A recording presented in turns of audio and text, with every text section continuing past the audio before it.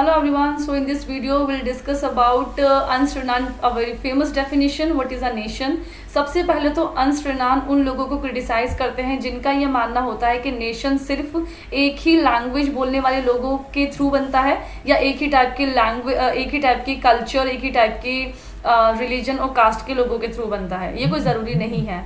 India भी एक nation है और इंडिया के अंदर आप देख सकते हैं कि इंडिया फेमस है अपनी डाइवर्सिटी के लिए। 7 मेजर रिलीजन बोले जाते हैं, दुनिया भर की कास्ट हैं, बहुत सारी लैंग्वेज बोली जाती हैं जिनमें से 21+1 हमारे इंडियन कॉन्स्टिट्यूशन के अंदर स्केड्यूल्ड हैं। तो ये कोई ज़रूरी नहीं है कि एक नेशन को बनने के लिए एक ही टाइप का कल्चर होना ज़रूरी है, ये कोई ज़रूरी नहीं है।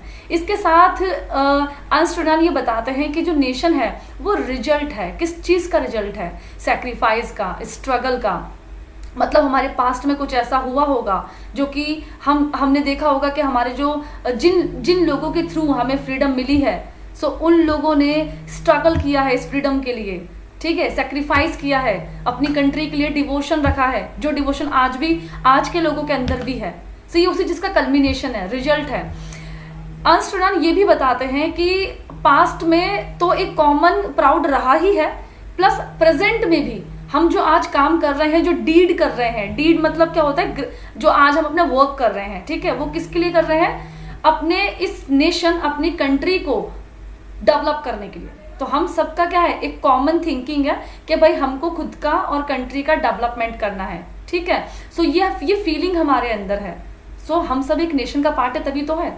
हम सब बेशक अलग अलग हैं, लेकिन हमारी सोच, हमारा जो मोटिव है खुद को और अपने कंट्री को डेवलप करना, सो ये जो फीलिंग है ना, ये फीलिंग बिना नेशनलिज्म की फीलिंग के बिना नहीं है। तो ये क्यों है? क्योंकि हम इस नेशन का हिस्सा हैं, हम इस नेशन से जुड़े हुए हैं, राइट।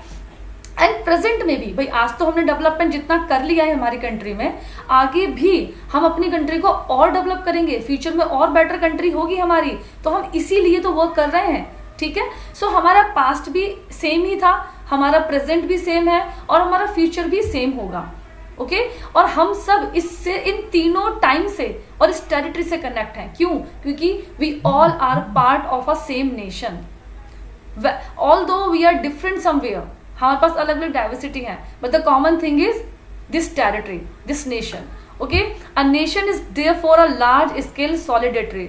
सॉलिडिटी मतलब होता है कॉमन, एक सिंगल प्लेटफॉर्म, ठीक है। सो इसलिए नेशन जो है वो एक बहुत बड़े लेवल पे एक ऐसा सिंगल प्लेटफॉर्म है, एक ऐसा सिंगल आप कह सकते हैं कि एक ऐसा ऑब्जेक्ट है जो कि हम सब डिफरेंट डाइवर्सिटी के लोग हैं, हमको बांध के रखता है, okay. Its existence is a daily plebiscite. अब ये प्लेबिसाइड का क्या मतलब है? यहाँ पे प्लेबिसाइड का मतलब है रेफरेंडम, ओके। रेफरेंडम क्या होता है? जब भी किसी भी चीज के लिए डायरेक्ट वोट कराए जाते हैं और ये जानना होता है कि जनता का क्या मत कहता है, ये जो सिटीजन है इनका क्या ओपिनियन है, ठीक है, क्या इनका मानना है, तो उस चीज के लिए रेफरेंडम कराया जाता है। रेफरेंडम को ही प्लेबिसाइड बोलते हैं। अब यहाँ पे अर्न्स्ट रेनान ने प्लेबिसाइड का वर्ड का जो यूज किया है इस डेफिनेशन में, इसका मतलब ये है कि हम सब जब एक नेशन में रहते हैं तो हम सब अपनी मंजूरी के साथ इस नेशन में रहते हैं, ठीक है, मिलकर कॉन्स्टिट्यूशन बनाते हैं और वही सेम कानून हम सब फॉलो करते हैं। तो हम सब यहाँ पर अपनी अपनी मर्जी से रह रहे हैं, ओके। जो भी नियम कानून बनाते हैं उन पे अपना अपना मत देते हैं, अपना अपना ओपिनियन देते हैं, राइट। सो ये थी डेफिनेशन अर्न्स्ट रेनान की।